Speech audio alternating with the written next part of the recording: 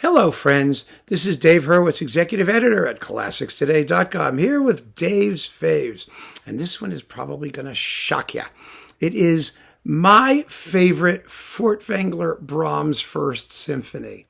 Now, those of you who know me know that I am a critic of Furtwängler because I find a lot of his performances to be totally unacceptably slovenly. And I think that is unquestionable. And his fans, of course, think the man can do no wrong, and they hear past the slovenosity and think that it's all just somehow transcendental and magnificent. And I think that does the conductor, the man, a terrible, terrible disservice, because the fact of the matter is that no artist wants to be represented by less than their best work.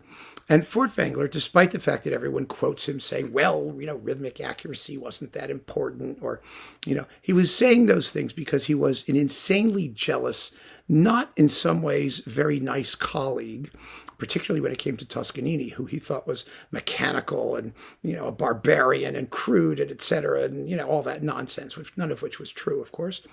And so, that kind of business, listening to what they say rather than to what they did, has really colored our perception of Furtwängler and the attitude of those who support his work. And I just think it's a pity, because it makes them lousy listeners and it makes them purveyors of garbage. And that's the truth. That's the truth, because Furtwängler was just as interested in delivering the best possible results as possible. And if he could have accuracy and really good ensemble and all of those traditional musical values, he would have preferred them over a performance that did not have those values. Now, he might have found that the conception of one performance, justified a certain amount of inaccuracy here and there, and that's his prerogative, and I understand that. And I accept that too, by the way. I don't insist that everything be note perfect. I don't think any of us can or any of us should. I really don't. And the question of whether or not the interpretation or the concept is so overwhelming as to excuse whatever defects might crop up is a very personal one to each listener. I just happen to have a pretty high threshold. And I think as a critic, it's our obligation to have that high threshold. As a listener, you can listen to whatever you want. It doesn't make any difference. But I can't ask you to listen to what I think is just magnificent if the quality of the results is second rate. I just don't think that that's ethical, from my point of view. So that's a long way of saying that here is the great Furtwängler Brahms First Symphony, because most of them have some sort of atrocious defect somewhere. And if you can get one that doesn't, go for it. You also get a very good Haydn variations, by the way, but it's the first symphony that matters. This is with the Symphony Orchestra of North German Radio, NDR, as we know it now, from a concert of October 27, 1951. Now, this is on the Tahra label, which is since defunct, but you might be able to find this performance because it's, stolen from somewhere, and probably other people stole it from the people who stole it originally. And so you can just find it that way. It even has its own catalog number, Furt 1001. There you go. So look for Furt 1001.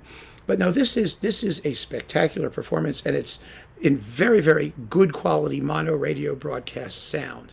Now, Furtwängler's Brahms was cosmic. I mean, it really was. He was not Brahms the classicist, and he wasn't even Brahms sort of the granitic Klemperer-like, romantic guy. He was Brahms the transcendental, insane, visionary. I mean, because that's what Furtwängler thought all music was, frankly. I mean, he basically conducted everything the same way. But sometimes it worked and sometimes it didn't. And here it worked. It worked.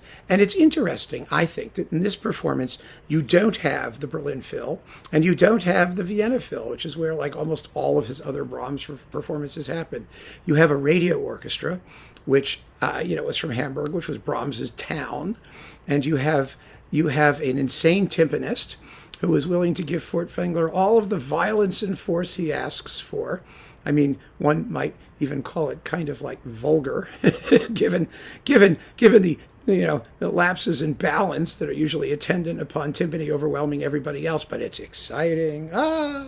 This is one of those things we're willing to forgive in the heat of the moment, because there's a lot of heat in these moments. There really, really is. This is one of those concerts where Furtwängler's conception and the orchestra really, really deliver. They watched, they delivered, they gave him what he wanted.